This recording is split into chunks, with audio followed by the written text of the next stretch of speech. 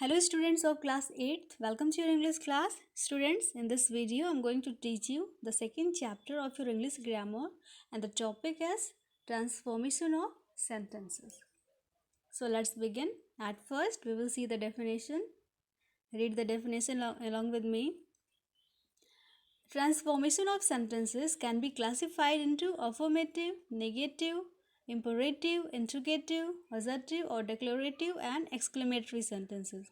These sentences can be transformed into different form without changing the meaning of the sentence, and this process is known as transformation of sentence.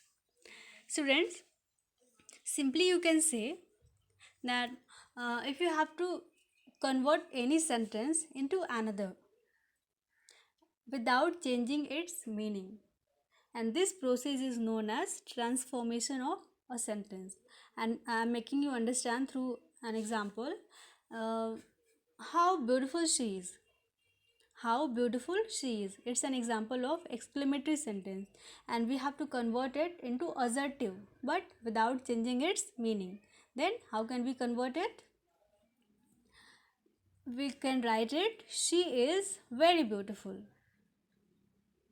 Then an exclamatory sentence has been changed or has been converted into assertive sentence, and this process is known as transformation of sentence. Students, these are very important points you must have to learn about transformation of sentence. First is, if interrogative sentence is in positive, it means any interrogative sentence is in positive. For example, does he go to school? It's an interrogative sentence but is in positive. Then transformation of that sentence will be in negative. Like, does he not go to school? B number. If interrogative sentence is in negative, then assertive sentence will be in positive. Same thing is happening but in opposite way. If interrogative sentence is starting with Y or any WH family is in positive, then assertive sentence will also be in positive. For example, see the example. Who does not know Mahatma Gandhi? It's an interrogative sentence. Then everybody knows Mahatma Gandhi. It is in positive. Next,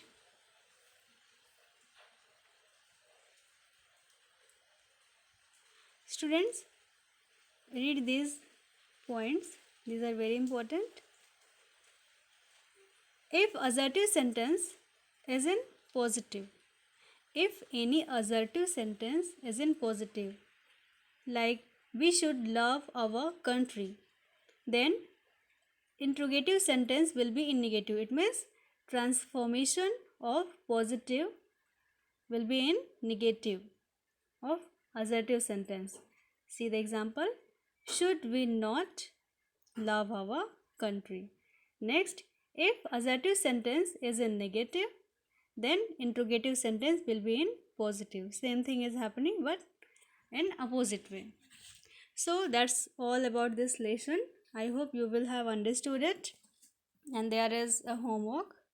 You have to practice with the examples or exercises that are given in this chapter yourself, and soon I'll provide you the answers. Till then take care of yourself.